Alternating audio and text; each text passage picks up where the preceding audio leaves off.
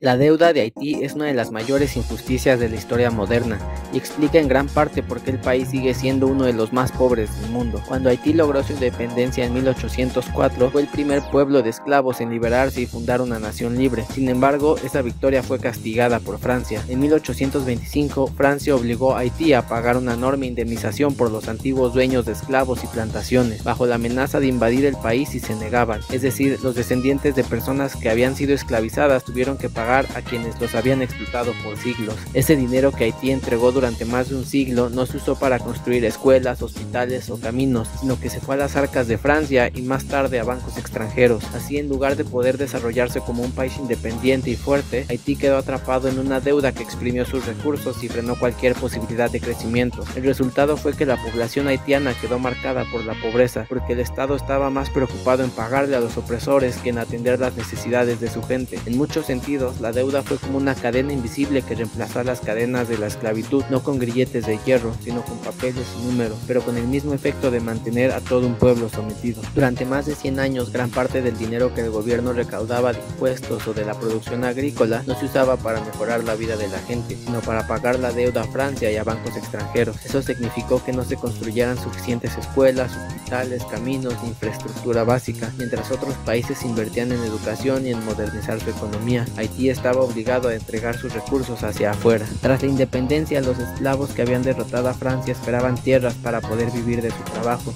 Sin embargo, pronto surgió una nueva clase dominante local, formada por militares, políticos y comerciantes que acaparó las mejores tierras. La mayoría quedó con parcelas mínimas o directamente sin acceso, condenados a la subsistencia. Haití fue empujado por las potencias a producir para la exportación café, azúcar y añil. Eso significaba que las tierras fértiles se dedicaban a cultivos de exportación, no a alimentar al pueblo. La producción agrícola sirvió para generar excedentes que terminaban en manos de comerciantes y potencias extranjeras, mientras el campesino haitiano seguía en la pobreza.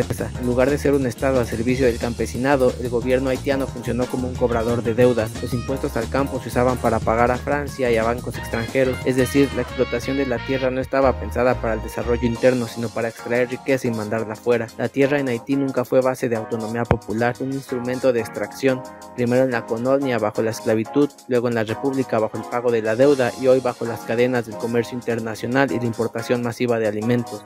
Lo que debería ser un recurso de vida se convirtió en un medio para mantener la dependencia. El campesino haitiano no se le permitió convertirse en productor libre, siempre estuvo subordinado a los grandes propietarios, al Estado cobrador de deudas o al mercado internacional. Esa subordinación estructural explica por qué, incluso teniendo tierra fértil, Haití no logra romper con la miseria, porque la tierra no fue usada para construir soberanía, sino para seguir alimentando a otros.